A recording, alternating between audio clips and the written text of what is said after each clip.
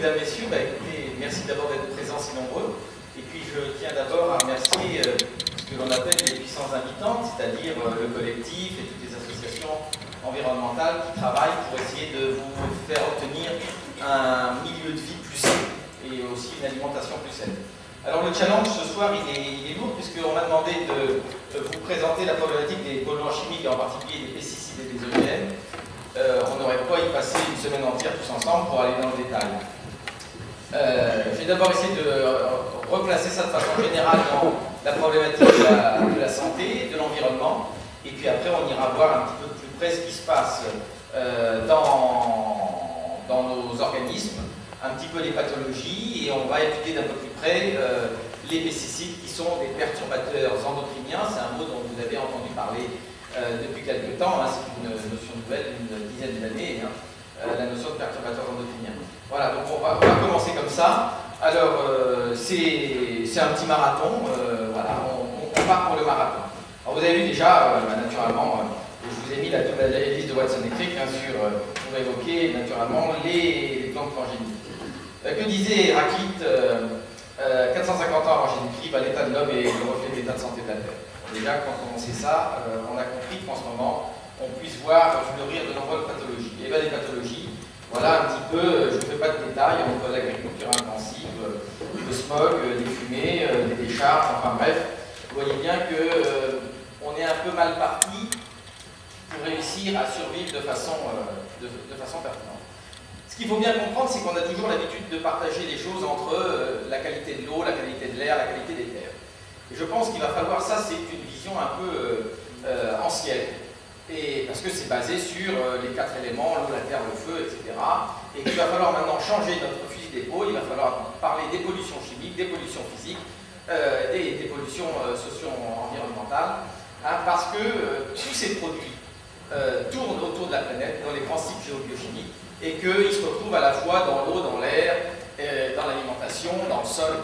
C'est pas uniquement prendre l'alimentation à part, ça n'a pas d'intérêt dans la mesure où ce que l'on retrouve dans notre alimentation, on le retrouve aussi dans l'eau de boisson, et on le retrouve aussi dans l'air qu'on respire, et dans l'eau dans laquelle on se baigne aussi. Donc il faudra qu'on change petit à petit cette vision du monde qui était basée sur les 4 éléments qu'on traite depuis la nuit des temps. Et maintenant, il va falloir voir, mais on va voir avec la définition de l'environnement tout à l'heure. Que disait Hippocrate, qui est encore un de nos grands maîtres, moi qui suis médecin, l'aliment est ton premier médicament. Bon, voilà, alors cela dit, si on mange des aliments pleins de pesticides, comme nous l'a proposé le plan national nutrition santé il y a quelques années, 5 fruits et légumes et plein de pesticides, ça n'a pas de sens. Donc, il faut revoir un petit peu toutes ces notions-là. Et puis que des équilibres, pour approfondir la médecine, il faut considérer d'abord les saisons, connaître la qualité des eaux, des vents, étudier les différents états du sol, le genre de vie des habitants. Alors voilà, eh bien, Hippocrate et Héraclite, ils avaient déjà tout compris. Le seul problème, c'est que, vous voyez, quand on regarde ça, on s'aperçoit que nous, on n'a pas tout compris encore, parce que là, je vous mets quelques photos de 2 types d'agriculture, puisqu'on parle ce soir d'alimentation, 2 types d'agriculture, une agriculture et un élevage intensif, et puis une agriculture paysanne avec un élevage paysan. Eh bien, je vous affirme que les résultats alimentaires et en termes de santé publique ne sont pas du tout les mêmes. Et on va le voir. Alors, qu'est-ce que la santé? C'est une grande question. Eh bien, la santé, ça avait été défini en 1948 par l'OMS. C'est un état complet de bien-être physique, psychique, et pas uniquement l'absence de maladie. Et bien ça, c'est une très belle définition. Savez-vous qu'il y a 2 ans, il y a eu la mise sur pied de la loi HPST, Hôpital Santé Territoire. Et dans la loi HPST, le Parlement avait décidé en 2e lecture d'introduire cette définition, ce qui était déjà de la sagesse. Et bien cette définition a été rejetée par le Sénat, parce que le Sénat a décidé que le bien-être, eh bien c'était plutôt une question de bonheur, et que le bonheur n'avait rien à faire dans une loi sur la santé. C'était que nos sénateurs n'avaient pas compris que quand on a un mal-être qui soit physique, on fait le même mouvement comme ça toute la journée, on finit par avoir des tendinites et des problématiques de santé publique, mais quand on a du mal-être dans sa tête, eh bien on finit par se suicider comme on l'a fait à France Télécom et comme on le fait dans de nombreuses administrations et dans de nombreuses entreprises. Donc vous voyez que même nos dirigeants n'ont pas compris encore le sens profond de ce qu'est la santé. Et puis pourtant, des hommes ont bien réfléchi, et la définition de la santé environnementale, c'est-à-dire le lien entre santé et environnement, Helsinki 1994. Eh bien, qu'est-ce qu'il dit? Il faut que la santé environnementale comprend les aspects de la vie humaine, y compris la qualité de vie, qui sont déterminés par les facteurs physiques, chimiques, biologiques, sociaux, psychosociaux, esthétiques de notre environnement. Et aussi concerne également les politiques et les pratiques de gestion. Donc vous voyez que les idées sont là. On a parmi nous, je veux dire parmi nous en général sur la planète, des gens pertinents, mais malheureusement, les politiques ne suivent pas. Et puis nous, quand même, en France, on avait la charte de l'environnement, hein, qui est une loi constitutionnelle maintenant, et qui disait « Chacun a le droit de vivre dans un environnement équilibré, favorable à sa santé ». Est-ce que vous voyez une grande différence depuis 2005 jusqu'à 2014 bientôt sur vos cadres de vie améliorés en termes de santé? Je ne le crois pas non plus. Alors ne croyez pas que je sois révolutionnaire. J'ai la chance à la fois d'être médecin et de consulter en médecine libérale au quotidien, quand je suis dans le cabinet, et puis de faire de la recherche sur l'impact sur des OGM et des pesticides avec le professeur Gilles-Éric Serralini dans le service de biologie moléculaire à Caen. Donc ça me permet d'avoir les deux visions, et c'est pour ça que je me permets des fois de mettre un petit peu les pieds dans le plat. Alors qu'est-ce que l'environnement? Eh bien l'environnement, c'est pas uniquement les petits herbes et les petits animaux dans la campagne. L'environnement, il faut faire une définition pertinente de l'environnement. Quand on avait demandé à Einstein, il avait dit l'environnement c'est tout ce qui n'est pas moi. Mais il avait compris le cher Einstein. Et donc la définition, voilà comment on peut la faire. L'environnement biologique d'abord, tout ce qui est biologique, bactériologique, viral, faune, flore, biomasse, et nous-mêmes, parce qu'on fait partie intégrante de notre environnement, et ça j'insiste, puisque l'homme, depuis la révolution industrielle, même depuis bien avant, depuis le début du 1er et 2e siècle, l'homme s'est toujours cru à l'extérieur de la nature, comme s'il pouvait manipuler la nature sans en recevoir des effets boomerang négatifs ou positifs. Donc l'environnement biologique, l'environnement physique, rayonnement ionisant, rayonnement électromagnétique, la température, l'humidité, mais aussi les nanoparticules, dont on commence à être un petit peu envahi. L'environnement chimique, c'est xénobiotique. Xénobiotique, c'est un nom barbare.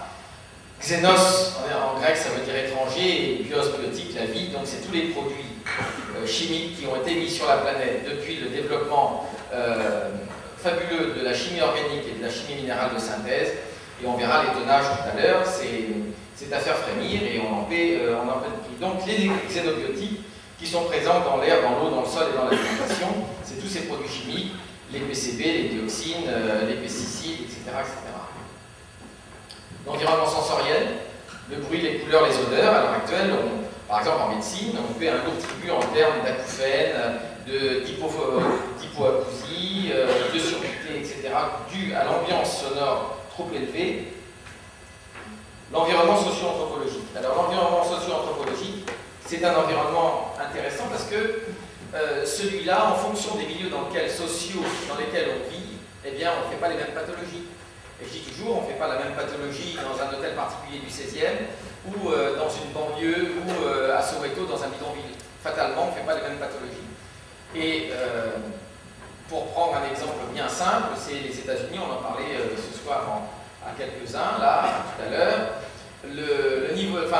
La longévité des Américains est bien plus courte que la nôtre.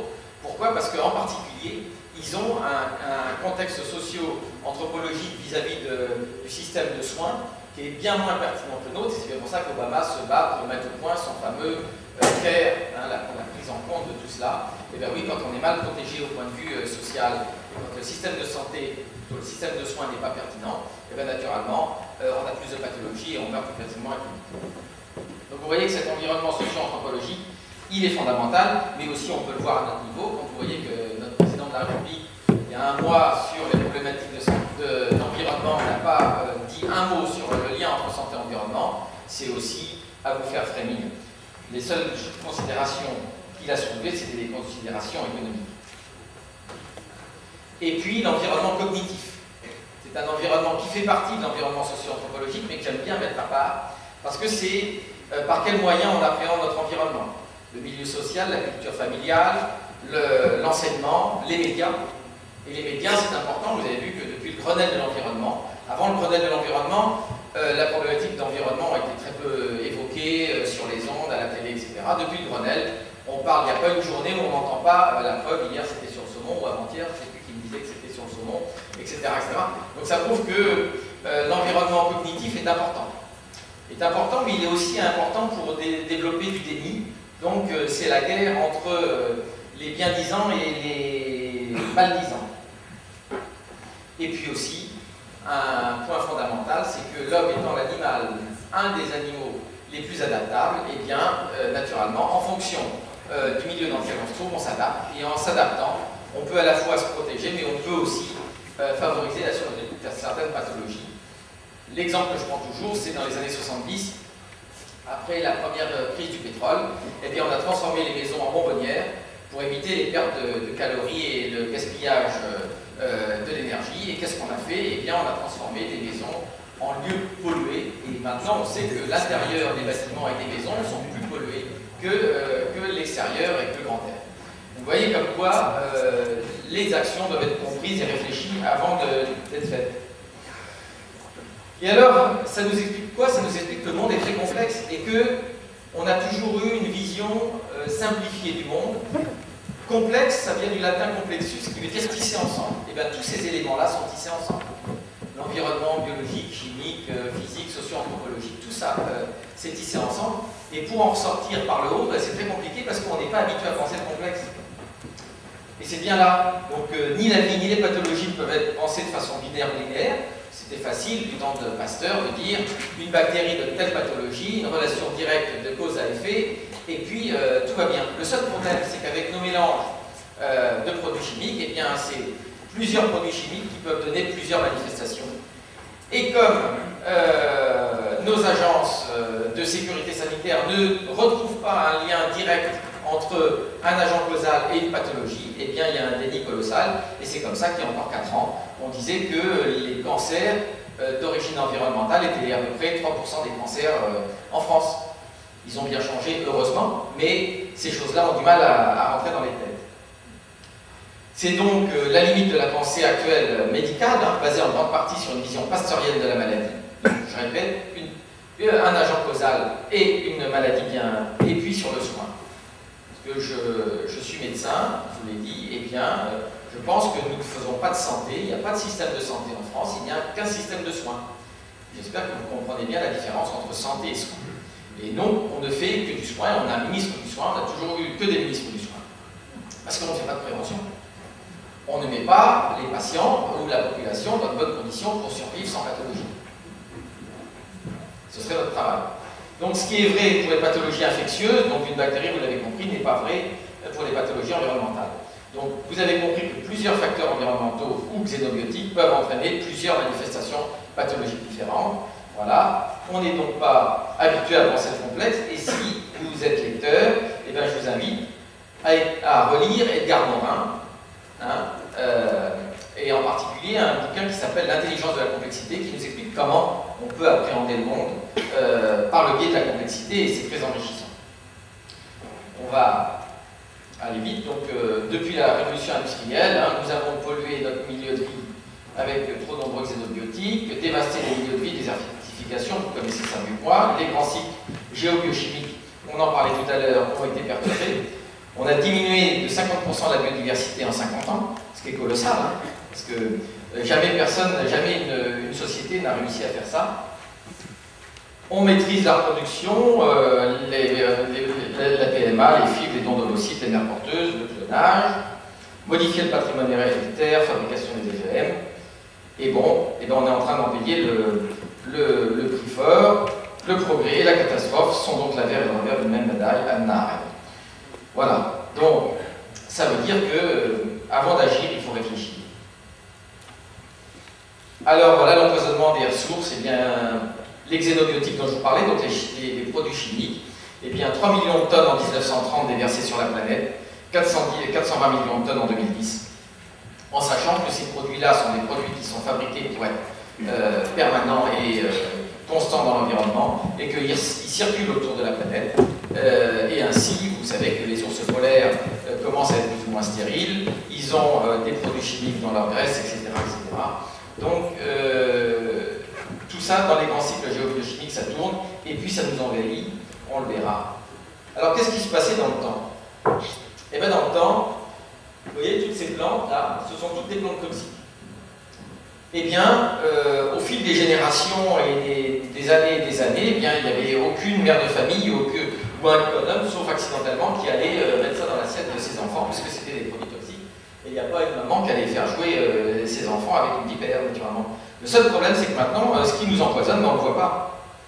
Je vous mets au défi de voir dans votre assiette s'il y a du PCB, de la toxine, du formaldéhyde, du bisphénol A. Et la grande problématique, elle est là, c'est qu'on ne voit pas ce qu'on mange et on ne voit pas ce qu'on respire. Et qu'en plus, on sait maintenant que c'est difficile à doser, que ça coûte horriblement cher à doser, et qu'en plus, on sait maintenant, on le verra avec les perturbateurs endocriniens, qu'à très faible dose, c'est parfois plus toxique qu'à petite dose. Alors, pardon. Ah d'accord. C'est dans l'assiette. Ah, dans l'assiette, bien sûr. Oui. Alors, 4 effets des xénobiotiques des produits chimiques mal connus. Les effets des faibles doses. On en reparlera avec les pesticides. Les effets de la bioaccumulation dans l'environnement, mais aussi dans notre sang. On reparlera de ça tout à l'heure avec l'étude détox. Les effets combinés, ce qu'on appelle ici en France, c'est les effets cocktails. Hein, mais en fait, en milieu scientifique, on préfère appeler ça effet combiné. Et puis les effets à long terme. Il faut quand même savoir qu'une grande partie des produits chimiques toxiques ne sont pas étudiés au long terme sur des animaux pour voir les effets, en particulier sur la production et en transgénérationnel. Et puis on est piégés, nous les hommes, parce qu'on est en haut de la chaîne, de ce qu'on appelle la chaîne trophique. Et vous voyez que les produits chimiques, tout ce qu'ils sont, eh bien, ils se concentrent à partir du phytoplancton, zooplancton, les poissons carnassiers, et ça vient jusqu'à l'homme. Poissons carnassiers, ben, vous avez vu, pour ceux qui ont vu le reportage sur le saumon, moi je ne l'ai pas vu, mais on en a parlé ce soir entre quelques-uns. Et puis par les plantes, les animaux herbivores, etc. Et puis par l'air aussi. Donc, vous voyez qu'on est à la croisée de ce qu'on appelle la chaîne trophique et du cycle des toxiques. Hein, et que tout ça, petit à petit, eh bien, ça nous empoisonne. Je vous invite, c'était une chronique d'un drame annoncé, je vous invite à regarder sur Google et puis vous cherchez un livre de l'Agence européenne de l'environnement qui s'appelle Signaux précoces, leçons tardives, sorti en 2004, qui montre que sur une quinzaine de molécules toxiques, on savait entre 50 et 70 ans, depuis 50 à 70 ans, que ces produits étaient toxiques pour la santé, mais qui sont toujours sur le marché. Parce que les normes ne sont pas adaptées. Hein, c'est les rayonnements ionisants, le benzène, hein, qui a remplacé le plomb dans les carburants, l'amiante, les PCB, les hydrocarbures, etc. Voilà. Et puis, l'Agence européenne de l'environnement vient de sortir en 2013, en janvier-février 2013, 700 pages sur la même problématique avec d'autres produits, naturellement. Le seul problème, c'est que pour l'instant, ils n'ont pas eu l'argent pour le traduire en français. Donc, pour ceux qui lisent l'anglais, c'est très bien. Mais ceux qui lisent mal l'anglais, 700 pages en anglais, ça va être un peu compliqué. Alors, est-ce qu'on aurait pu s'apercevoir de ça? Eh bien oui, parce que c'est une vieille histoire. Atteinte de la faune dans les années 50, en Grande-Bretagne. On va passer vite, c'est pour vous montrer un peu que l'homme réfléchit mal. Les loutres sont décimées dans les zones agricoles. Et puis, c'était dû à la dieldrine, qui est interdit maintenant, mais dont on trouve encore des résidus dans l'environnement, à un insecticide. L'aigle à tête blanche, le pigargue à tête blanche, eh bien l'emblème des États-Unis, il devenait stérile, les oiseaux sans libido, ça vous fait penser aux perturbateurs endocriniens dont on parlera tout à l'heure, grande zone d'urbanisation concomitante, et on découvre une origine chimique. Ça c'est le bison, en 60, les bisons deviennent stériles, petits, mal formés, l'industrie du cuir décline, et c'est l'industrie du cuir qui paie les études, et ils s'aperçoivent quoi? Ils s'aperçoivent qu'il y avait des PCB dans les poissons qui nourrissaient ces petits animaux à fourrure. Et puis quant aux goélands, vous allez voir, c'est à faire pleurer. En 70, les goélands avec 4 à 5 queues par nid au lieu de 3, les femelles nichent ensemble, baisse du nombre anormal des mâles, comportement sexuel anormal, les oiseaux de la colonie étaient contaminés par le DDT. Et le DDT, il y a des campagnes actuelles pour remettre du DDT dans le pays des tiers-mondes. Les alligators, encore l'industrie du cuir, les œufs en baisse de 90% à 18% de nouveau-nés, ils dépérissent, 60% des pénis sont atrophiés, baisse de l'économie du cuir, et c'est l'économie du cuir qui fait les études et qui montre qu'il y avait un produit chimique, un dicofol, un insecticide, qui était causal de tout ça. Vous voyez que depuis les années 50, on sait que les pesticides sont pas sains pour l'environnement ni pour la santé, et l'INSERM vient simplement en juin dernier, le 13 juin dernier, de sortir un rapport sur les pesticides, un petit peu, excusez-moi l'expression, mou du genou, parce que l'impact des pesticides sur la santé, on les connaît quand même depuis bien longtemps, à la fois in vivo, sur des petits animaux de laboratoire, in vitro sur des cellules, et aussi sur la faune et la flore. Vous voyez, par exemple, moi je suis normand, et bien dans l'histoire de la Seine en 2005, l'Ifremer montre que, par exemple, 25% des bars qui sont dans l'estuaire de la Seine sont transsexuels, c'est-à-dire qu'ils ont à la fois des ovogonies et des spermatogonies, impact des perturbateurs endocriniens, que les anguilles sont impropres à la consommation, que les flets sont aussi transsexuels et que les gardons sont aussi perturbés. Donc vous voyez qu'on sait tout ça. Et alors, comment nous on aurait pu, sachant tout ça, comment nous on aurait pu échapper à tout ça? Eh bien on sait qu'on n'a pas échappé, hein. Dès 1960. Perturbation des grands lacs écologiques américains, frontières du Canada, pollution par les organochlorés et les pesticides, les DDT et les PCB. Et c'est Rachel Carson, une journaliste, qui écrit Printemps silencieux, d'ailleurs, qui a été réédité il y a 2 ans ou 3 ans, traduit en français, je vous invite à le lire. Et elle a risqué sa vie parce qu'elle a osé dire ça. Qu'est-ce qu'elle avait constaté? Qu'il y avait une atteinte de la faune, de la flore et de nombreuses pathologies humaines, avec en particulier des cancers, des malformations néonatales, des troubles du comportement chez les enfants exposés en période prénatale, des populations qui vivaient, qui se nourrissaient avec les poissons de ces grands lacs. Alors vous voyez que je ne vous raconte pas des histoires très rigolotes ce soir, mais c'est la vraie vie. Et ce qui est fou, c'est qu'on sait ça, vous voyez, depuis 60, ça fait 50 ans. Hein, et que ça ne bouge pas. Et qu'à l'heure actuelle, on vous dit encore qu'on peut mettre des pesticides sur vos vignes. Et qu'est-ce qui s'est passé chez l'homme? Qu'est-ce que c'est que ces petites bêtes? C'est des spermatozoïdes. Et bien nous, messieurs, on a perdu 50% de nos spermatozoïdes en 50 ans par rapport à nos grands-parents ou à nos grands-pères. C'est Niels Kakbeck en 92 qui fait cette découverte-là. Les spermatozoïdes humains sont de plus en plus anormaux. Triplement des cancers des testicules entre 40 et 80. Augmentation de la cryptorchidie des lycospadias. Cryptorchidie, c'est un nom barbare encore. Vous savez que les testicules des hommes sont dans les bourses, et quand ils restent en position abdominale, parce qu'ils sont fabriqués en position abdominale, eh bien ils deviennent stériles. Et donc, quand un enfant cryptorchide naît, eh bien très vite on descend le testicule dans les bourses de façon chirurgicale pour éviter justement de perdre les cellules, les spermatogonies. Et l'hypospadia, c'est le méa urinaire qui n'est pas au bon endroit au bout de la verge, mais sous la face ventrale de la verge. Malformation néonatale. Et on y reviendra parce que je vous en dirai le nom. Donc perte des spermatozoïdes de 50 ans, et il avait fait 61 études compilées à l'époque pour mettre ça en évidence. En 2004, Détox, WWF, qu'est-ce qu'ils font? Ils dosent des produits chimiques dans le sang des eurodéputés. Sur 101 substances chimiques toxiques recherchées, mais ils en trouvent 76 dans le sang des ministres. Pourtant, ce ne sont pas les personnes qui vivent dans les conditions les plus défavorisées, vous me l'accorderez. Mais regardez, ce qui est rigolo, c'est qu'ils ont pris 14 minutes de l'environnement, et bien ils trouvent que 55 produits chimiques en moyenne. Est-ce que le fait de s'occuper de l'environnement mettrait un petit peu à l'abri? Sans doute. Et pendant ce temps-là, la faune, la flore, etc. Donc, j'insiste pas là-dessus.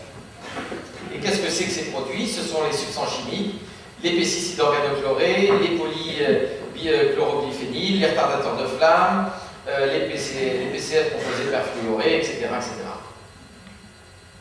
Et il y en a partout ici, hein, je vous rassure. Voilà, on trouve de la dioxine dans le lait maternel. Donc, mais néanmoins, l'OMS, à la suite de cette découverte, avait fait un communiqué de presse en disant que même s'il y avait quelques produits chimiques dans le lait maternel, il fallait quand même mieux allaiter son bébé que d'acheter du lait artificiel. Encore heureux.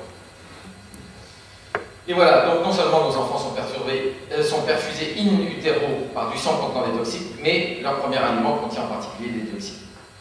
Voilà, voilà. Enfin, toutes les femmes qui sont enceintes ou possiblement enceintes, vous êtes bio, donc tout va bien.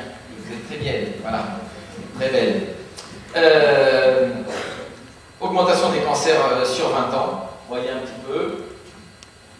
INVS, Institut de veille sanitaire, c'est un tableau à faire frémir. Hein.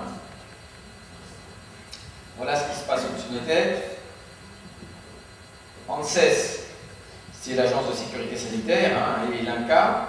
En 2011, incidence chez l'homme des cancers. En 2011, en France, 200 000 nouveaux cas, 84 000 décès. Principaux cancers, prostate, poumon, cancer colorectal. Il est prévu dans les 10 ans, un homme sur 2 a un cancer de la prostate, une femme sur 3 a un cancer du sein. Ça nous rassure. Ça nous rassure pourquoi? Parce que ça fait fonctionner l'industrie du soin.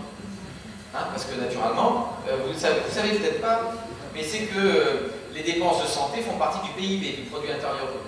Donc on pourrait considérer que plus les Français seraient malades, meilleur serait notre PIB. C'est quand même une belle victoire. Ça veut dire que là aussi, hein, le regard qu'on porte sur la vie et sur les autres est très important. Et il faut changer aussi un petit peu nos marqueurs. Chez les femmes, 158 000 nouveaux cas dans cette année-là, 63 000 décès, principaux cancers, le sein, colorectal, cancer du poumon, parce qu'elles ont la fâcheuse idée de nous copier et de se mettre à fumer. En 2008, le nombre de nouveaux cas de cancer dans l'Union européenne, 2,4 millions, 1,3 les hommes et 1,1 les femmes. Voilà. Et 90 à 95% des cancers liés à des facteurs environnementaux pour seulement 5 à 10% de variations génétiques identifiées.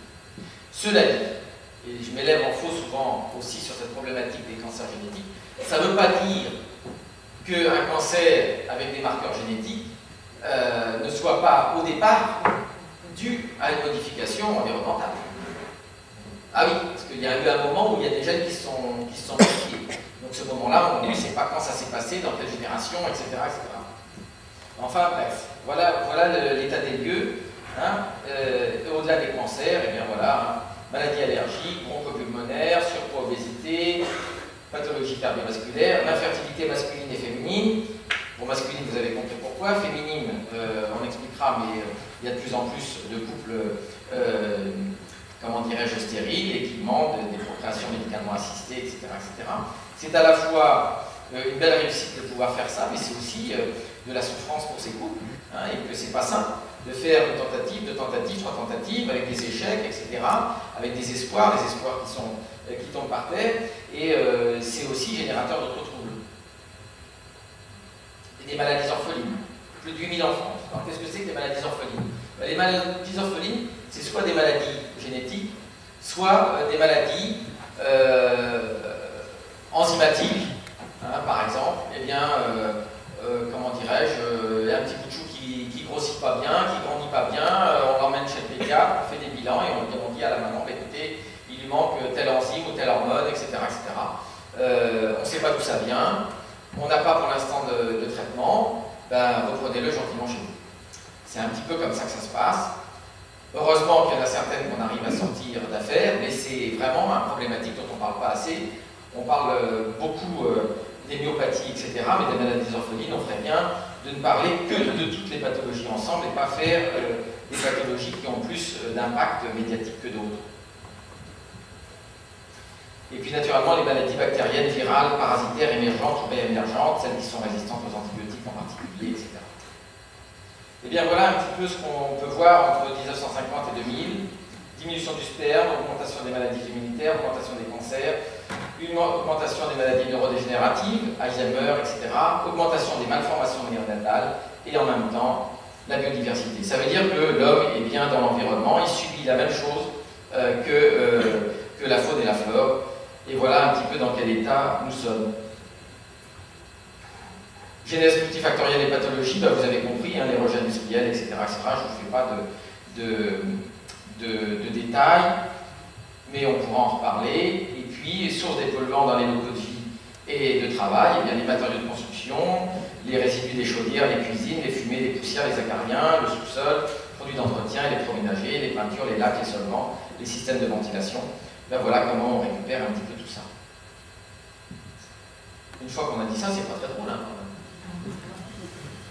Tiens, si on faisait un test comme on fait de temps en temps avec Gilles-Éric Serralini, Est-ce que les personnes qui ont dans leur environnement proche une personne qui a un cancer ou une maladie neurodégénérative, style Alzheimer, perte de mémoire, etc., ou des difficultés pour avoir des enfants, pouvez-vous lever la main? Tous ceux qui connaissent ce type de pathologie. Voilà. Si on rajoute les asthmes, les maladies métaboliques, diabète, etc., surpoids, obésité, voilà. Et qui est-ce qui n'a jamais levé la main? Eh bien, vous êtes des bienheureux, mais vous êtes pas bon. Ça va pas durer. Ça va pas durer, exactement. C'est comme ça. Eh bien, ça va pas durer si on se mobilise pas. Si on se mobilise, on peut améliorer les choses. Alors, je vais vous parler des perturbateurs endocriniens, dont les pesticides. Au laboratoire, avec Générique Servini, on travaille principalement sur les pesticides et en particulier sur de nombreux pesticides, mais en particulier sur le plus connu en France et le plus utilisé en France, qui s'appelle le Roundup.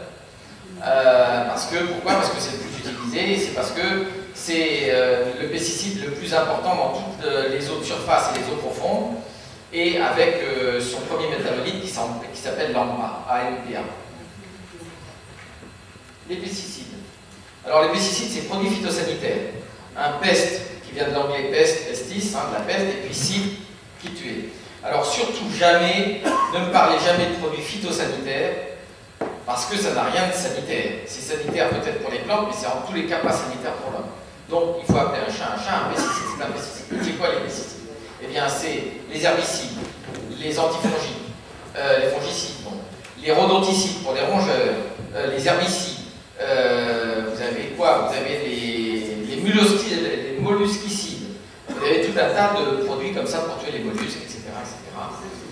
Et voilà. Et tout ça, c'est pour tuer. Donc, ce ne sont pas des produits phytosanitaires, ni sanitaires d'une quelconque façon, parce qu'ils sont là pour nous empoisonner. Cela dit, ce qu'il faut bien savoir, c'est que ce sont les mêmes entreprises qui produisent les pesticides et autres qui produisent les médicaments. Regardez le nom, Novartis, Syngenta, etc., ils produisent tous. Monsanto, le premier, a eu de très nombreux laboratoires pharmaceutiques. Il n'en a plus, ou tout au moins, il n'en a plus de façon ouverte, il a peut-être des finances dans certains. Les industries, BASF, Bayer, Monsanto, Syngenta, Novartis, etc., vous trouvez ça sur le nom de vos boîtes de médicaments pour vous donner des médicaments. Alors, ce sont les seules substances qui ont été rendues volontairement toxiques par l'homme pour être répandues par milliards de tonnes. Vous avez eu les tonnages que je vous ai donnés. Et volontairement dans l'environnement.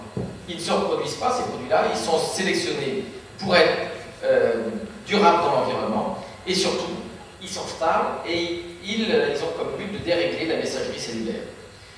Dans nos organismes, qu'est-ce qui compte? C'est la messagerie de cellule à cellule, c'est-à-dire le passage d'informations de cellule à cellule, que ce soit des passages électriques par modification ionique, ou de passages enzymatiques, ou hormonaux. La communication, ou électrique, la communication se fait comme ça entre les cellules.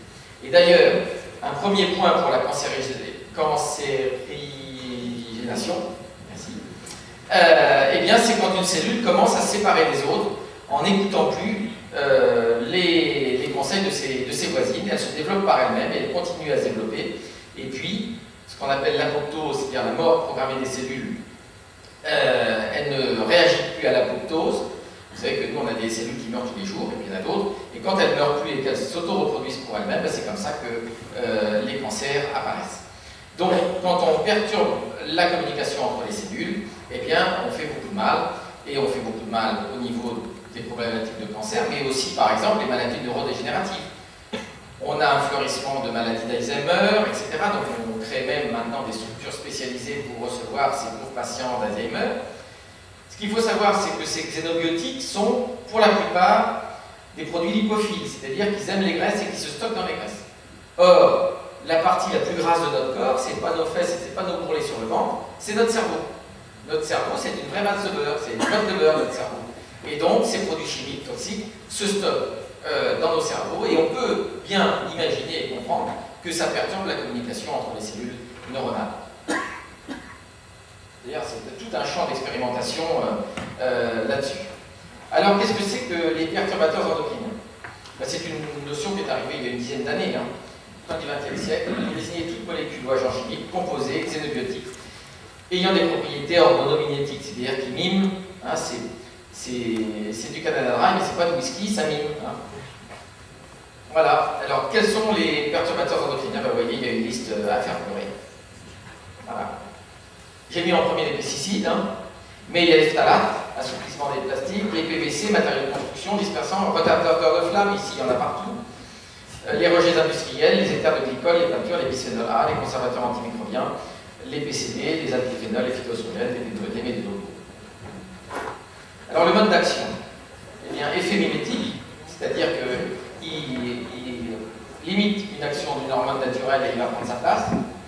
Effet de blocage, bloque l'action d'une hormone, ça se comprend bien. Hein. Effet perturbant, ben, ça fait des interférences. Et puis, le gros problème, c'est que les effets sont en fonction de la dose et du moment d'action, et en particulier pendant l'embryogenèse. Il y a des stades de l'embryogenèse, du développement du fœtus, où ces produits sont plus actifs ou moins actifs. Et quand ils sont plus actifs, eh bien, ça peut générer toutes sortes de pathologies, en particulier les malformations néonatales, etc. Et voilà comment ça fonctionne. Vous avez une cellule endocrine, une cellule qui sécrète des hormones, et vous avez un perturbateur endocrinien qui va agir soit sur la sécrétion de ces cellules, soit sur les actions et sur les cellules cibles, soit sur sa dégradation. Et donc comme ça, nous avons des perturbations endocriniennes, et les hormones sont perturbées dans nos organismes. Alors, des études chez l'animal nous ont montré des choses tout à fait intéressantes. Études récentes, hein, parce que vous voyez, entre parenthèses en bas, hein, c'est les études scientifiques dans des revues avec, comment dirais-je, reviewers, etc., des revues scientifiques internationales de grande qualité scientifique. Hein, donc c'est entre 2000 et 2006, hein, c'est récent. Quand on met des rats traités avec des perturbateurs endocriniens, eh bien, le fœtus est nouveau-né, il y a des maladies, ce qu'on appelle des cryptorchidismes, donc malposition des testicules. À la puberté, on arrive à des altérations des cellules testiculaires, diminution du poids des testicules, réduction de la fertilité. Donc ça, on a testé ça. Bon, je dis on, hein, c'est pas le laboratoire, hein, mais c'est les scientifiques. Hein. Et alors, regardez, ça c'est encore plus intéressant. La vinclozonide, qui est un fongicide, et le méthoxychlore, un insecticide. Pendant la vie fétale, première génération, on en met sur les parents. Première génération, réduction de la spermatogenèse. Deuxième génération, troisième, quatrième génération, diminution de la spermatogenèse, sans que ces générations-là aient été au contact avec le produit chimique en question. Étude à Noé de 2005, c'est récent. Hein. Eh bien, ça explique ce qu'on appelle les problèmes épigénétiques. Alors, qu'est-ce que l'épigénétique? Vous savez que jusqu'au début du 21e siècle, on pensait qu'un gène qui est fait pour produire... Vous savez à quoi sert un gène? Un gène, ça sert à produire des protéines. Et les protéines ont deux rôles. Soit pour faire la structure de la cellule, soit pour faire l'usine chimique à l'intérieur de la cellule, c'est-à-dire produire les enzymes, les hormones, etc. etc. Bon, eh bien, l'épigénèse, alors donc on pensait qu'un gène donnait toujours les mêmes protéines. Et on sait maintenant qu'un gène qui a été perturbé dans son environnement, pas modifié, mais perturbé dans son environnement, sa forme se transforme, il n'a plus la même forme dans l'espace en 3 dimensions, et que du fait de cette transformation, eh bien, il n'exprime plus, il ne traduit plus les mêmes protéines. Et ça, une fois que la déformation est apparue, elle se transmet de génération en génération sans que les générations suivantes soient mises au contact avec le produit chimique en question.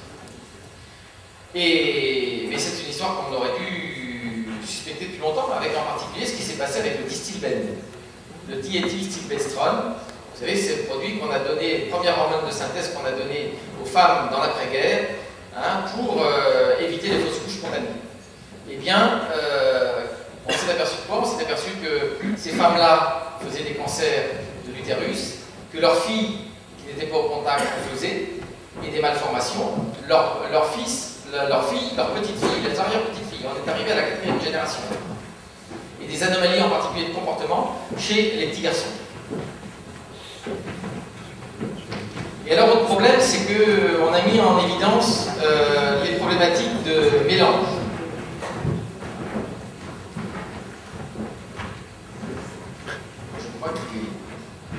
qu'il est tard, que ces messieurs vont voir s'ils ont toujours suffisamment de spermatozoïdes. Et ils ont bien raison de voir. Ils ne peuvent pas les compter. Voilà. Et donc une étude qui a été faite intéressante, la vincozoline, fongicide viticole, hein, vous devez savoir ce que c'est ici, étude de 2009. Alors on a tout d'abord les témoins en nombre de spermatozoïdes, là, chez les rats adultes. On donne 1 mg kg jour de vincozoline, rien ne change. On donne de la gynestéine, qui est un flavonoïde de soja, ça monte un tout petit peu parce que vous savez qu'il y a des hormones dans le soja. Mais quand on met 1 mg de vincozoline plus 1 mg de gynestéine ensemble, vous voyez qu'on arrive à des diminutions colossales du nombre de spermatozoïdes. Mais ce qui est surtout intéressant, c'est que pour, avec la vincozoline, obtenir le même résultat, il aurait fallu mettre 30 mg kg jour. Vous voyez donc que la notion de l'étude des mélanges est fondamentale. Or, ce qu'il faut que vous sachiez aujourd'hui, c'est que aucune étude de toxicité n'est faite sur les mélanges des produits chimiques. Et en particulier, aucune étude faite sur les pesticides. Et j'y reviendrai, mais puisque j'en parle tout de suite. Le fameux Roundup. Le fameux Roundup, la molécule dite active du Roundup, c'est le glyphosate. Le glyphosate a été testé 2 ans sur des rats, avec des études qu'on n'a jamais pu obtenir, parce que vous savez que les études de toxicité qui sont faites par les producteurs sont secrètes. Elles sont considérées comme secret industriel. Et quand on fait tomber le secret industriel, il y a la propriété intellectuelle, donc on ne peut pas de toute manière toucher à ces études-là, ce qui est quand même un scandale. Un réel scandale, parce qu'on ne peut jamais vérifier la véracité des études de toxicologie qui permettent la mise sur le marché de ces produits-là. Mais le pire, c'est que dans le cas du Roundup, et dans le cas de tous les pesticides, c'est que le Roundup, dans sa formulation, dans ses formulations globales, n'ont jamais été testés. Or, nous, au laboratoire, on a mis en évidence que les adjuvants du glyphosate pour faire le Roundup sont plus toxiques sur les cellules in vitro que le glyphosate tout seul. Et on a eu la confirmation par le directeur de l'ANSES, M. Marc Mortureux, en janvier de cette année. Vous retrouverez le courrier sur le site du CRIGEN, crigène.org, vous tapez crigène.org, vous verrez cette lettre qui nous précise qu'aucune étude au long cours n'a été faite sur des animaux avec les formulations globales de Roundup, que des études de quelques jours. Et entre parenthèses, ce sont que des études cutanées ou oculaires pour voir si ça crée des allergies, etc.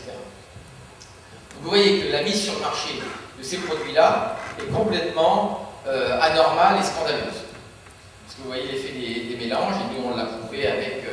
D'ailleurs, l'étude qu'on a sortie en septembre 2012 avec Gilles-Éric Serralini, la fameuse étude où vous avez vu les grosses tumeurs chez les rats et chez les rats, etc. Et bien en même temps, on faisait une étude sur du Roundup tout seul qu'on faisait boire. Eh bien, je ne sais pas si vous avez remarqué, mais dans la presse, tous nos détracteurs n'ont parlé que de l'impact des OGM, et de l'OGM en question, mais personne n'a parlé de l'impact du Roundup. Or, on avait des signes d'hépatotoxicité et de toxicité rénale importante, et de mortalité importante, avec le Roundup tout seul. Et oui, parce que ça remet en cause tout le système d'évaluation des pesticides. Et par là même, de tout le système d'évaluation des produits chimiques en mélange.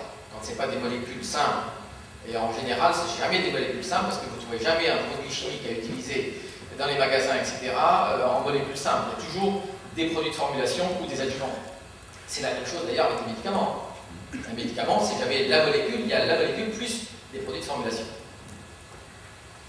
Donc vous voyez que les découvertes sont importantes. Ah bah, bien, vous l'avez déjà vu ça. Donc, quelques études sur la dysfonction de la production masculine, le nombre des spermatozoïdes, cancer testiculaire, clitoridisme, je vous l'ai dit, cancer du sein, bon, on va passer parce que je vois que le temps. Le distilbène, je vous en ai parlé. Alors, les relations, ça c'est important aussi de le savoir, la relation entre l'imprégnation par des polluants et l'obésité. Eh bien, quand on voit, ça c'est l'IMC, l'indice de masse corporelle, et quand on voit en fonction de l'IMC et l'augmentation, le nombre de cas de diabète qui augmente en fonction de la quantité d'imprégnation en PCB. Donc vous voyez, plus vous avez de perturbateurs endocriniens, ben plus vous avez de chances de déclencher des obésités ou du diabète. Ça veut dire que non seulement, quand on fait de la malbouffe, comme aux États-Unis par exemple, et on commence en France, et non seulement on a des troubles métaboliques dus à l'excès de calories et à la mauvaise alimentation, mais en plus, les perturbateurs endocriniens qui sont à l'intérieur favorisent la survenue des pathologies hormonales, et en particulier des pathologies métaboliques, et en particulier le surpoids et l'obésité. Donc, on a tout bon, si j'ose dire. Vous voyez que les perturbateurs endocriniens, c'est pas rien. Donc, association positive entre imprégnation avec les PCB, polyphényl, et puis le diabète, et qui est plus marqué chez les obèses fatalement, malheureusement. Et alors l'INSERM, en 2012, a fait une étude un peu molle du genou, comme je dis, parce que vous voyez ce qu'il dit, je vous le lis, les enquêtes épidémiologiques ont évoqué l'implication des pesticides dans plusieurs pathologies chez les personnes exposées professionnellement à ces substances, en particulier des pathologies cancéreuses, des maladies neurologiques, des troubles de la reproduction. Ces enquêtes ont également attiré l'attention sur les effets éventuels d'une exposition, même à faible intensité, lors des périodes sensibles du développement in utero pendant l'enfance. Si vous ne m'appelez pas ça une étude molle du genou, avec ce que je vous ai montré à la fois sur la faune et à la fois sur les humains, et pourquoi? Parce qu'ils en sont toujours restés à avoir comme preuve une action binaire entre un agent causal et une pathologie. Le seul problème, c'est que dans notre sang, vous avez vu, on n'a pas une molécule, de Roundup, mais de glyphosate par exemple, on en a 50, 60, 70. Et donc, tant qu'ils n'ont pas une relation binaire directe, eh bien, ils sont au bout du genou. Ils disent que voilà. Mais là aussi, s'ils avaient été courageux, ça remettait tout le mode agricole, de production agricole en jeu. Parce que c'est comme ça que ça fonctionne. Ça voudrait dire supprimer tous les pesticides, modifier l'alimentation, c'est-à-dire plus d'agriculture intensive, plus d'élevage intensif. Ça va loin, cette découverte-là. Vous imaginez pourquoi il y a beaucoup de comment dirais-je, de déni sur ces affaires-là. On voit quand même qu'il y a une augmentation des cancers, qui sont liés aux pesticides, une augmentation des maladies neurodégénératives, les effets sur la grossesse et le développement de l'enfant, pesticides et fertilité. Ils disent le lien entre certains pesticides et des atteintes de la fertilité masculine a clairement été établi. Et puis, ils évoquent à peine la question des mélanges en disant que de toute manière, c'était quasiment insoluble, puisque c'est difficile effectivement de tester tous les mélanges. Mauvaise évaluation des produits chimiques. Eh bien, ça, c'est une étude qui est sortie du laboratoire, comment dirais-je, Robin Ménage et puis Gilles-Éric Serralini. C'est une étude qui a été faite et qui a montré que les adjuvants du Roundup sont plus toxiques sur les cellules humaines embryonnaires et cellules hépatiques et rénales que le glyphosate. Voilà. Et cette étude-là est sortie en janvier 2013, donc quelques mois après l'étude sur les OGM de septembre, et ça n'a été relayé par personne. On a fait une conférence de presse à Bruxelles avec Gilles-Éric Serralini, Corinne Lepage, pour présenter les résultats de cette étude. Il y avait de la presse, il y a eu quelques entrefilés, point barre. Personne ne s'est saisi de ça. Alors les OGM, on a envie de parler des OGM. Est-ce que tout le monde sait ce que c'est qu'un OGM? Tout le monde sait ce que c'est qu'un OGM? Bon, alors, déjà, premier point. Il ne faut pas dire les OGM, mais il faut parler des OGM dans le cas d'espèces, des OGM végétaux. Pourquoi? Parce que dans tous les laboratoires, on travaille sur des OGM et on fait des OGM pour connaître comment fonctionne le patrimoine génétique. On casse un gène, on le retire, on le remet, on voit ce que ça donne. Ça, c'est du travail de laboratoire. Eh bien, nous, en tant que scientifiques, on n'est pas du tout contre ce type de gène, puisque ce sont des OGM qui sont fabriqués en laboratoire pour connaître le fonctionnement du génome et du patrimoine génétique. C'est fait dans des conditions sécurisées, etc. Ça ne se promène pas dans la nature, il n'y a pas de souci. Deuxième OGM pour lesquels nous sommes favorables, c'est les OGM médicamenteux. En particulier, le plus connu, c'est l'insuline. Vous savez que depuis 20 ans maintenant, tous les patients qui sont insulinodépendants ont un diabète à insuline, comme on dit, eh bien, sont traités avec de l'insuline qui vient du génie génétique. Avant, c'était de l'insuline de porc, Et parfois il y avait des résistances, parfois il y avait des allergies, et on était sans ressources. Or là, qu'est-ce qu'on fait? Eh bien, dans une bactérie, on met le gène humain de la fabrication de l'insuline, on les multiplie dans des autoclaves. Une fois que c'est bien multiplié, on détruit les bactéries, on récupère uniquement l'insuline, et puis on purifie l'insuline, et là, on met ça dans des petites seringues, et les patients, ils ont stricto sensu l'insuline que leur pancréas, dans le temps, secrétait.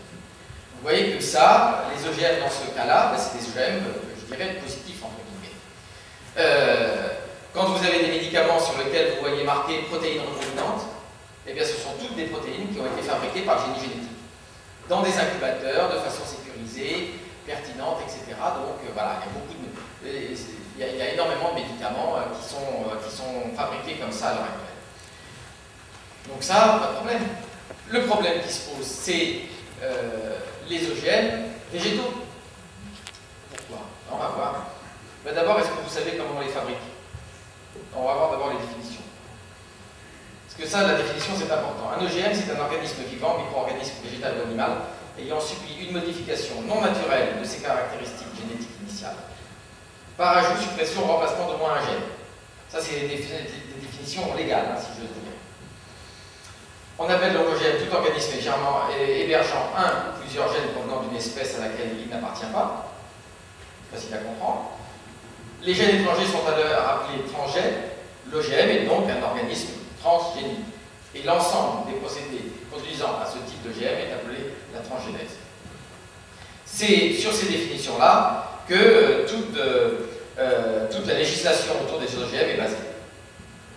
Le seul problème, c'est que l'industrie est maligne.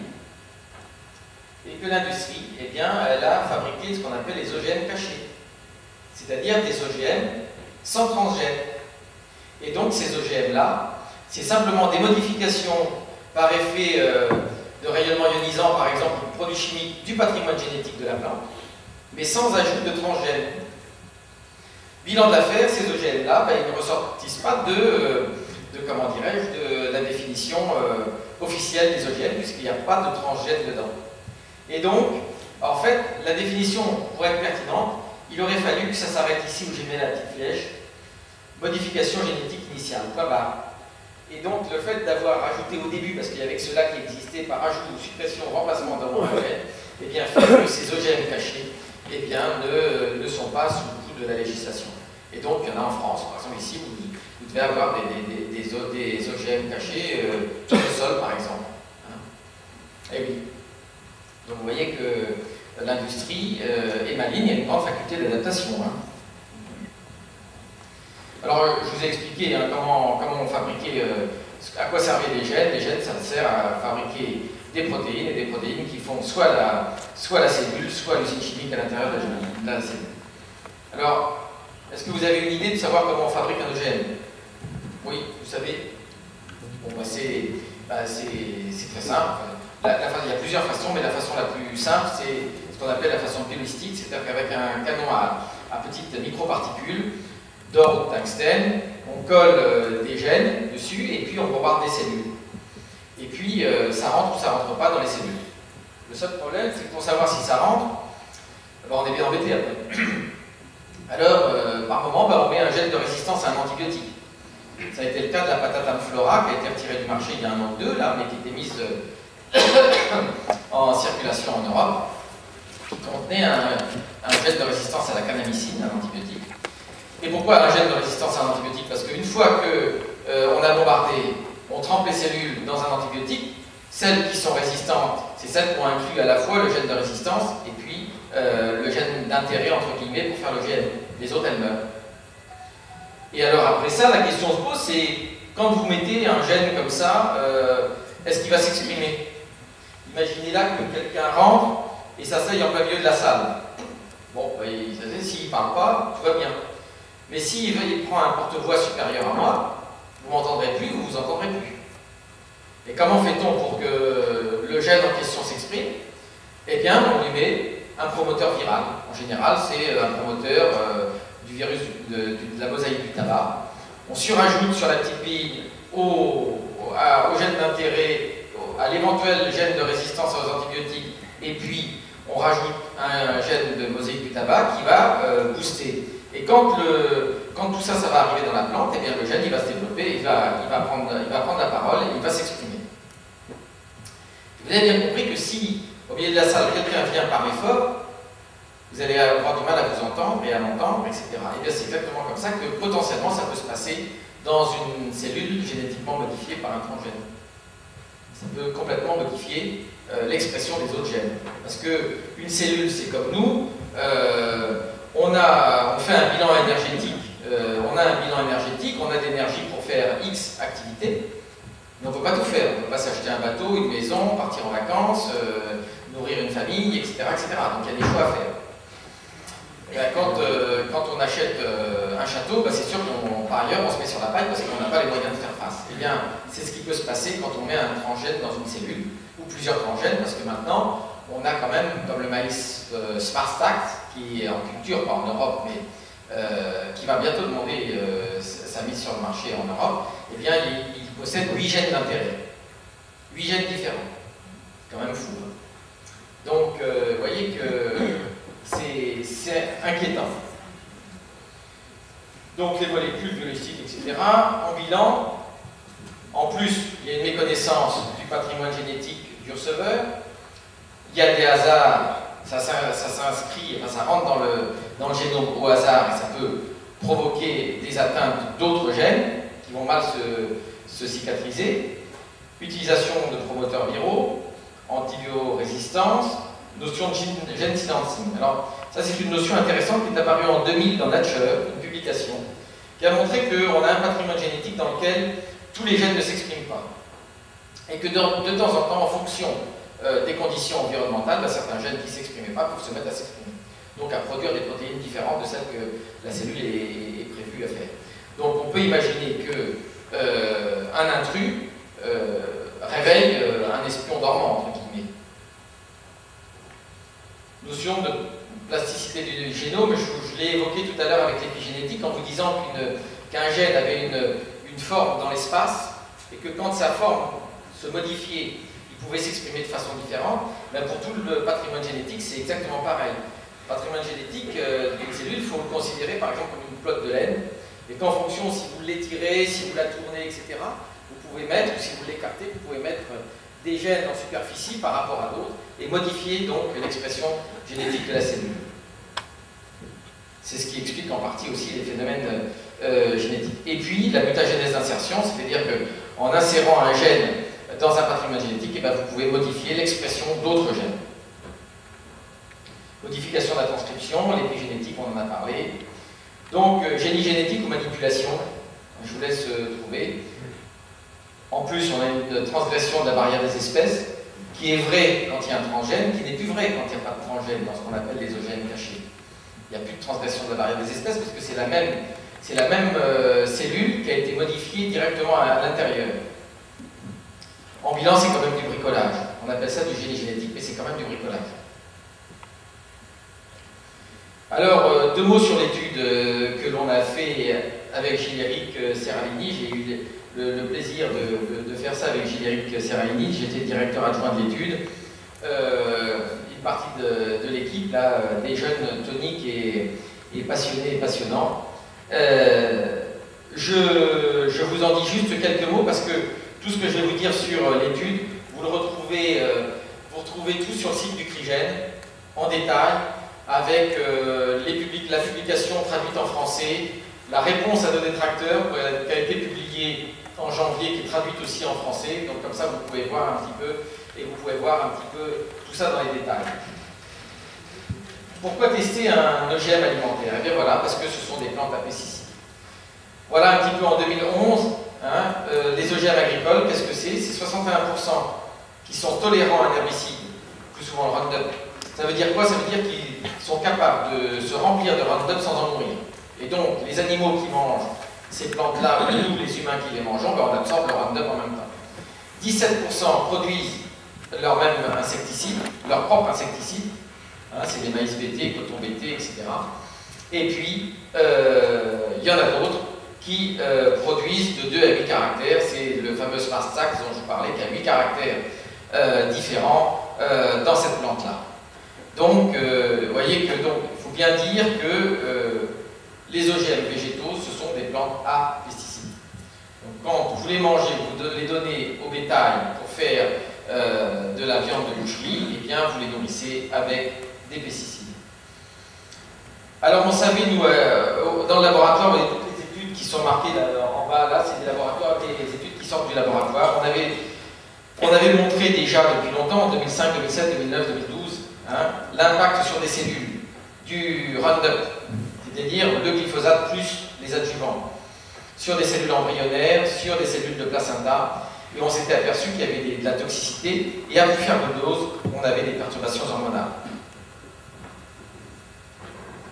Et là, si je vous montre un petit peu l'impact sur les cellules en 24 heures du Roundup, voilà ce qu'on a trouvé dans le laboratoire. Vous voyez que ça change quand même. Hein. Il se passe quelque chose. Alors quand on a montré ça et qu'on a publié ça, on a dit oui mais des études sur des cellules, c'est pas comme dans la vraie vie, puisque des cellules c'est dans une petite boîte et puis ça n'a rien à voir avec la vraie vie. Oui mais la vraie vie c'est sur des rats. Et quand on veut faire des études sur des rats, on nous dit oui mais des rats pour l'éthique c'est pas bien parce qu'on n'a pas le droit de faire souffrir les animaux. Alors ça pose un vrai problème, hein. Comment on fait quoi? Et bien comment on fait? Que nous sommes tous cobayes. C'est pour ça que le film de Jean-Paul Jaude qui retraçait notre étude et puis le livre de Gilles-Éric Serralinis s'appelait Tous cobayes. Parce qu'on est tous des cobayes puisque c'est nous qui faisons le travail à la place des rats d'expérimentation. Alors ça c'est toutes les études qui avaient été faites au laboratoire sur l'impact des OGM et des pesticides sur la santé. Et entre autres une étude là, qui avait été sortie en 2012, hein, on avait recensé 19 OGM agricoles, hein, et on avait montré que les règles de sécurité sanitaire pour la mise sur le marché étaient complètement insuffisantes. Vous imaginez bien qu'on ne s'est pas fait que des amis. Et ça, c'est l'étude que vous trouverez traduite sur le site du CRIGEN. Alors donc, c'est l'étude la plus détaillée au monde, puisque c'est une étude menée sur 200 rats pendant 2 ans, c'est-à-dire vie entière, avec un OGM, le maïs NK603, tolérant au Roundup, à des doses de 11, 22 et 33% dans l'alimentation. Et puis l'herbicide Roundup, dans sa formulation commerciale, à 0,1 ppb, c'est 0,1 partie par billion. Donc c'est énorme. 400 ppm et 0,5% dans l'eau. Et donc vous voyez en bas la petite flèche. Où on a eu le plus de résultats sur nos rats, c'est à la dose la plus faible. Parce que maintenant on sait, on comprend que les perturbateurs endocriniens sont souvent plus efficaces entre guillemets à très faible dose qu'à forte dose. Vous voyez la DGA, la dose journalière admissible, donc où on a eu des résultats, c'est notablement inférieur en termes de concentration par rapport à la dose journalière admissible. Et cette dose de 0,1 ppb, c'est ce qu'on peut retrouver dans l'eau du robinet dans certaines régions de France. 22 ppm, c'est ce qui est autorisé dans les résidus alimentaires. Vous voyez que ce qu'on a retrouvé à 0,1 ppb, on est loin de la limite dans les résidus alimentaires. Et puis l'exposition professionnelle, hein, à 1%, et nous on a fait une dose à 0,5%. L'exposition professionnelle pour les personnes qui ne se protègent pas, et malheureusement il y a encore des agriculteurs qui ne se protègent pas. Alors qu'est-ce qu'on a constaté, hein, pour faire vite, hein, les rats consommant des OGM ou traités au Roundup sont morts plus rapidement et de manière plus importante. 2 à 3 fois plus de mortalité chez les femelles traitées, 5 fois plus de mâles OGM à 11% sont morts au 17e mois. Et alors là, qu'est-ce qu'on voit sur cette étude-là, par exemple sur la mortalité? Hop, une petite courbe chez les femelles. Voilà, OGM à 22% dans l'alimentation par rapport aux rats témoins. Ça, c'est les différentes courbes que vous retrouverez sur le site du CRIGEN. Vous pourrez les détailler correctement. Et plus rapidement, l'apparition des tumeurs, ce qui a été fondamental, ce qui a fait le tour du monde, apparaissent, donc les tumeurs apparaissent jusqu'à 600 jours avant les témoins chez les mâles, tumeurs de la peau et tumeurs des reins, et en moyenne 94 jours avant chez les femelles, dans ma mère. Et de manière plus importante, 2 à 3 fois plus de tumeurs chez les rats traités dans les deux sexes. Ça, c'est les courbes globales. Et ça, c'est une petite courbe que je vous mets en avant. Les rats ont plus de tumeurs parce qu'ils consomment du Roundup. Voilà la différence entre les femelles qui ont bu du Roundup et celles qui n'ont pas bu du Roundup. Alors voilà, hein, c'était ces photos qu'on fait tout le tour du monde. On nous a reproché d'avoir maltraité des animaux à ce point-là. Il n'aurait pas fallu le dire. Vous voyez la grosseur des tumeurs mammaires. Et en même temps, des anomalies hypophysaires que vous voyez là par le contrôle sur la gauche. Et puis, après, vous voyez, GMO, c'est comment dirais-je, l'OGM tout seul. GMO plus R, c'est avec le Roundup. Et puis, la dernière photo, c'est le Roundup tout seul.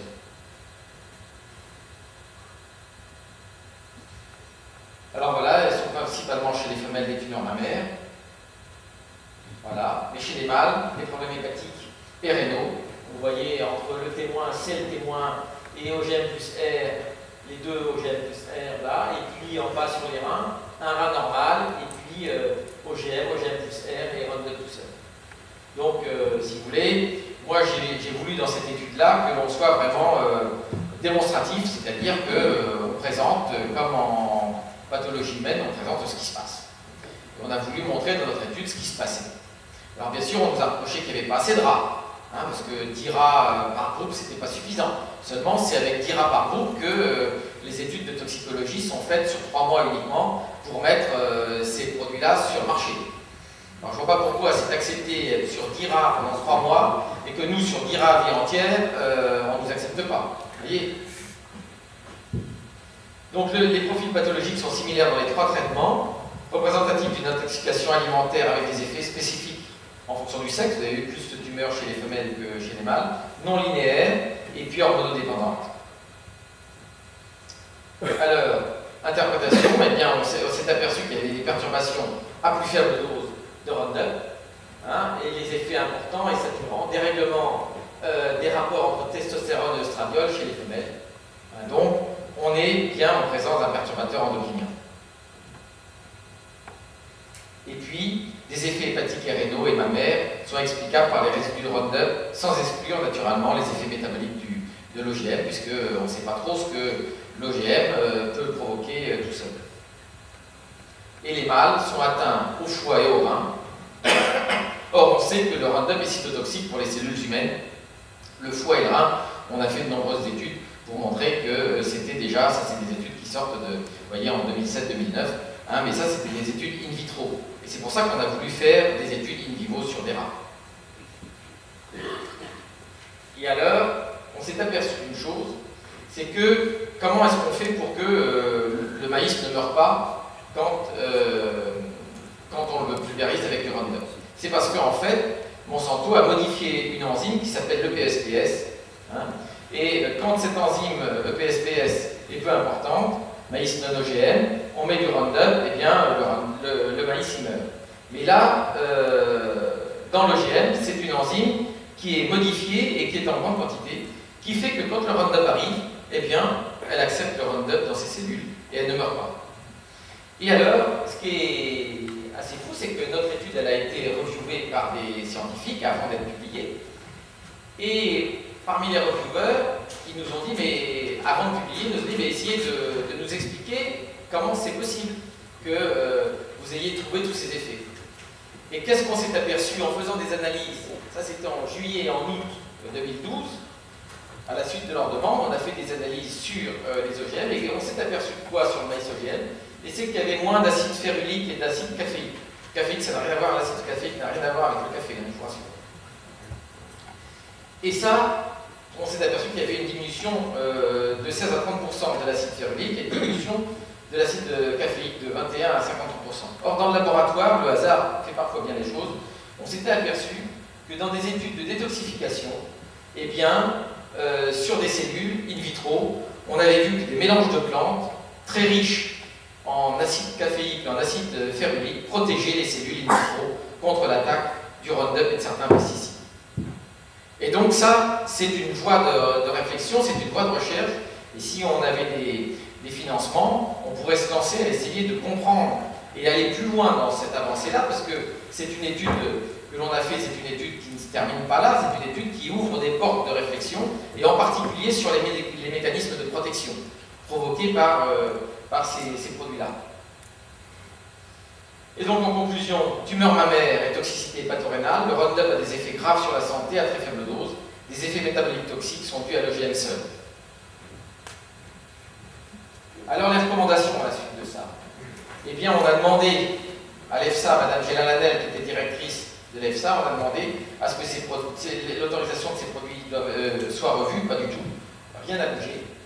Que des tests de 90 jours soient prolongés sur 2 ans, ça n'a pas bougé.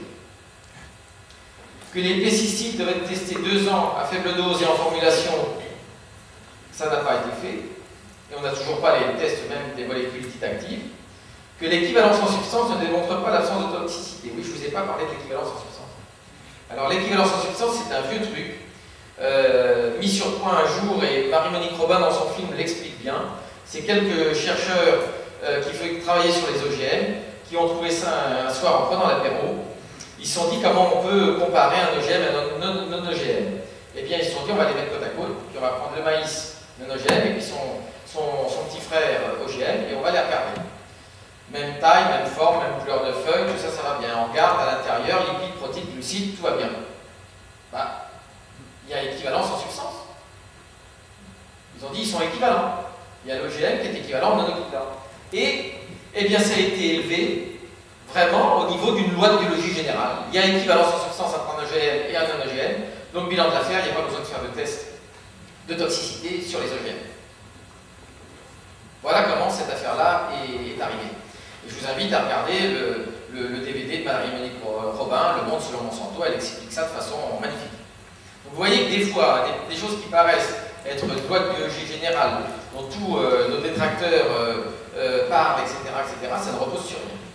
À l'heure actuelle, au laboratoire, un des membres du CRIGEN, qui s'appelle Christian Bello, que vous avez vu ici il y a 2 ans, ou 1 an, ou 3 ans, je ne sais plus, eh bien il est en train de travailler justement sur un protocole pour montrer que la notion d'équivalence en substance ne rime strictement à rien en termes de biologie et en termes de science.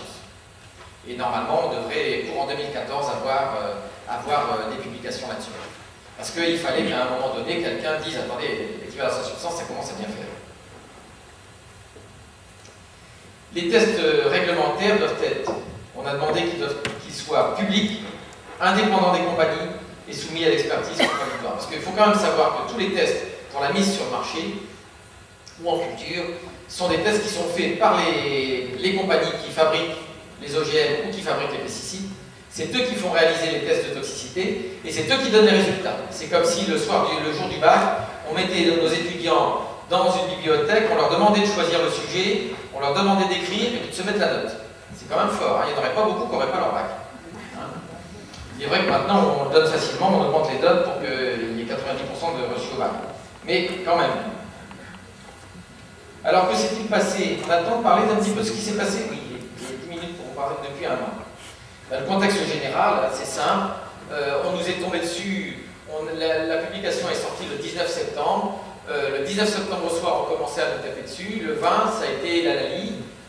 On voulait faire retirer la publication de Food and Chemical Toxicology, qui est une des grandes revues sur le sujet Food and Chemical Toxicology internationale. Et puis il y a eu des pressions énormes, on s'est fait bousculer par toutes les agences sanitaires au monde, en nous disant qu'on était nuls, etc. Mais en 24 heures. C'est-à-dire qu'ils n'ont même pas eu le temps de lire correctement la publication, hein, qui fait 20 pages, et qui mérite quand même d'être étudiée. Ben non, en l'espace de 24 heures, on était les plus mauvais des plus mauvais. À telle enseigne que la rédaction en chef de Food and Chemical Toxicology nous a demandé, courant octobre, de répondre à tous nos détracteurs. Donc ils nous ont envoyé la liste des questions, des remarques qu'eux ils recevaient.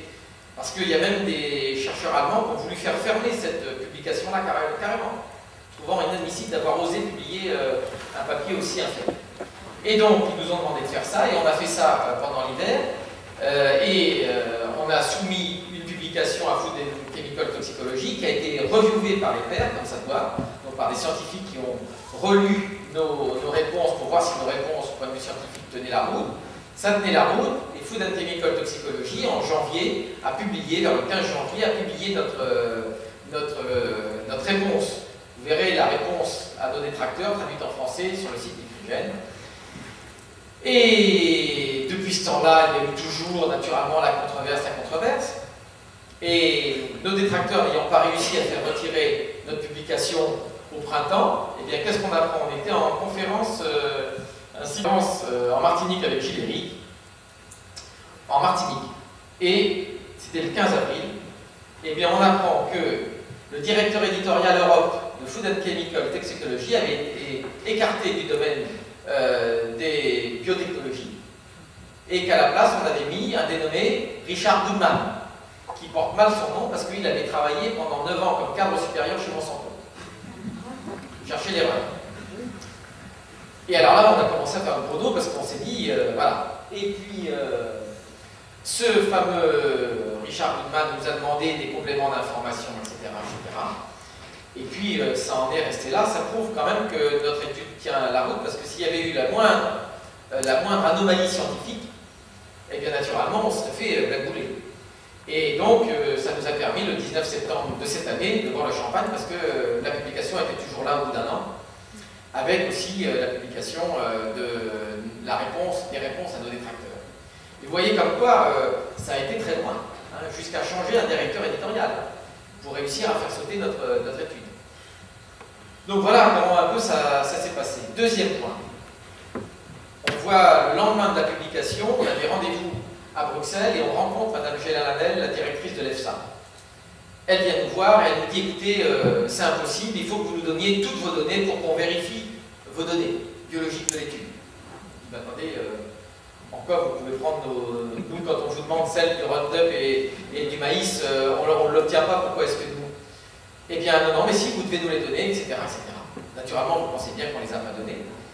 Mais on a été malin, on est allé à Bruxelles, on a fait une conférence de presse, et on a remis toutes nos données biologiques de l'étude, des 2 ans, plus des analyses qu'on a fait après, à un huissier.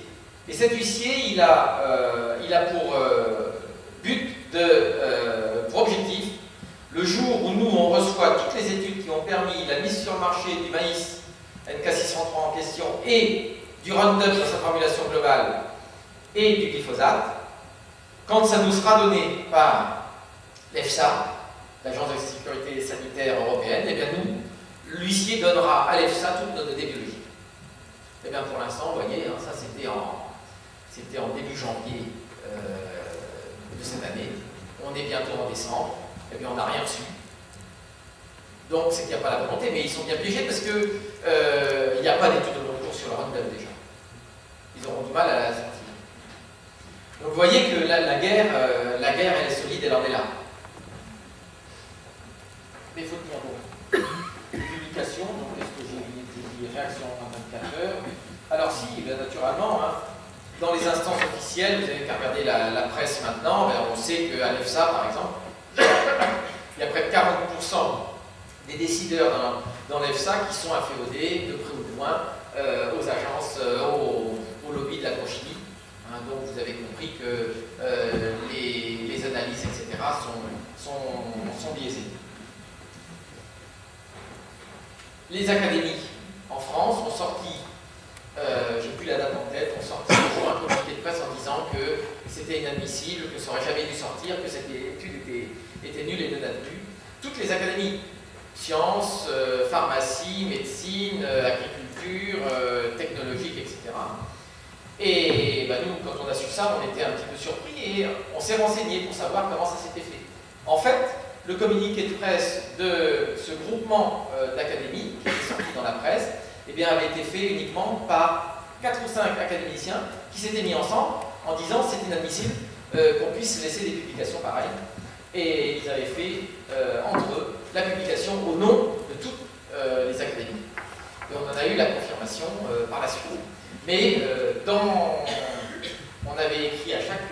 j'avais écrit en tant que président du CRIGEN à chaque président de ces académies et ils m'ont répondu en disant que dans les cas exceptionnels d'urgence, ils avaient le droit de faire des communiqués sans réunir tous les académiciens. Facile. Et puis, dans ce même communiqué de presse, eh bien, les académies pensaient qu'il fallait qu'il y ait un organisme de censure qui soit mis au point pour, avant publication d'articles scientifiques, pour éviter que des articles scientifiques de cette espèce-là puissent sortir. On se serait cru dans les années 40, sous Pétain, hein, voilà, exactement. Bouleversement au sein de la SCT. Ça, c'est la réponse. Alors, notre étude, elle fait du bruit. Pourquoi? Parce qu'elle remet en cause à la fois la toxicologie et l'épidémiologie. La toxicologie actuelle, utilisée par les agences réglementaires, eh bien, pense toujours que c'est la dose qui fait le poison, comme faisait Paracelse au Moyen-Âge. Eh bien non, on le sait avec les perturbateurs endocriniens, ce n'est pas la dose qui fait le poison. Il n'y a pas de proportionnalité entre la dose et le linéaire entre la dose et l'effet. Et les perturbateurs endocriniens donnent des courbes en U, donnent des courbes en cloche, etc. Mais en aucun cas une courbe, une droite. Effet similaire chez les mâles et chez les femelles, on en a encore là dans les agences. Je me suis fait blackbouler moi un jour au niveau de. Je faisais partie de la commission du génie biomoléculaire qui a statué sur le moratoire sur le maïs 810. Et j'avais en face de moi une toxicologue qui me dit: mais comment pouvez-vous dire ça? C'est inadmissible, on n'a pas les résultats similaires chez les mâles et chez les femelles. Eh bien c'est vrai que quand vous donnez de la strychnine à un homme ou à une femme ou à un rat ou à une rate, ils meurent tous les deux. Ah oui. Mais quand vous donnez un perturbateur endocrinien, vous ne pouvez pas avoir le même résultat parce que les métabolismes entre les mâles et les femelles, les femmes et les hommes ne sont pas les mêmes. Donc vous voyez où on en est. Plausibilité biologique, alors ça c'est un principe encore, eh bien c'est de savoir qu'avec les données actuelles de la science, est-ce que ce qu'on a mis en évidence est possible ou pas? Est plausible ou pas? Eh bien non, ça ne l'est pas parce que ça dérange, donc c'est pas plausible, donc s'il n'y a pas de plausibilité biologique, ça n'existe pas, nos études sont mauvaises. Effets de bleu dose ne sont pas pris en compte, les toxicités des mélanges ne sont pas évaluées, les effets transgénérationnels ne sont toujours pas recherchés, et donc ça remet aussi la problématique de l'épidémiologie. Et pourquoi? Parce que l'épidémiologie, on revient au début de ce que je vous ai dit, l'épidémiologie elle a été mise sur pied quand on a découvert les bactéries. Avec une bactérie, on a un effet bien donné, avec une pathologie infectieuse, on a un effet donné, et ça permet de suivre l'épidémie de cette maladie bien constituée, l'épidémie de rougeole, l'épidémie de grippe, etc. Ça, c'est facile à voir ça. Et vous avez bien compris que là, avec les mélanges, on ne peut pas avoir de lien. Bilan de l'affaire, l'épidémiologie qui était faite pour les épidémies n'est pas une science qui est faite pour évaluer la problématique des xénobiotiques. Donc vous voyez que cette étude-là, en dehors de l'impact sur la santé, en dehors du fait que ce soit mal évalué, ça fait bouger beaucoup de choses. Et vous comprenez que tous les gens, tous les scientifiques qui ont travaillé, même de bonne foi, pendant des années et des années, avec des principes de base comme ça, le jour où ils commencent à se rendre compte qu'ils se sont trompés pendant 40 ans, ils ont peut-être du mal à bouger. Il faudrait-il qu'ils soient intellectuellement pertinents pour pouvoir dire: bah oui, je me suis trompé, maintenant on va changer de cap. La personne ne change de cap pour l'instant. Les conséquences générales: retrait du NK603 du Roundup, c'est toujours pas fait, mise en évidence des dangers des pesticides, mise en question du type d'agriculture, etc. Externalisation des effets indésirables, produits et coûts générés en termes de santé publique, parce que c'est pas le tout, c'est que en mettant ces produits-là sur le marché, certaines entreprises gagnent des milliers et des cents, mais ils externalisent les coûts, parce que les coûts, c'est nous qui les payons en termes de santé publique. Et on a du mal à les assumer, on le sait. Et mise en cause d'une société schizophrène qui, d'un côté, favorise l'apparition de pathologies et s'étonne à avoir à dépenser de l'argent pour les guérir, ou les soigner. Avec les remerciements de l'équipe. Voilà, vous avez Robin Ménage, Steve Gress, Générique Serralini et puis Nicolas Defarge. Voilà, c'est le noyau dur de l'équipe. Je vous remercie pour votre attention.